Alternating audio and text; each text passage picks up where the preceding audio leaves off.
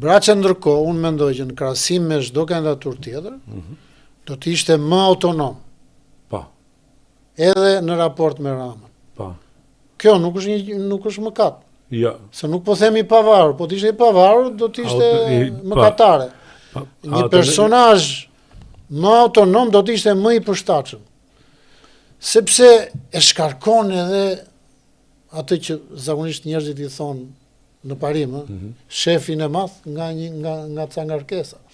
Pra, ti kur je më vetveprues, e shkarkon atë që ke më sipër në përgjegjësitë politike nga ose tani një person nuk mund të bëj dot gjithçka. Ja. Dhe prandaj këtu shumë gjëra nuk ecin dhe dalin jashtë kontrollit. Përfshirë dhe atë fenomenin me cilin e nisëm bisedën, që është korrupsioni. Në momentin që kontrollet dhe frenat dhe timonin i ka në dorë vetëm një person, po them në nivel qendror, vetëm një person në nivel qarku, vetëm një person në nivel bashkie, gjërat nuk mund të ecin siç duhet.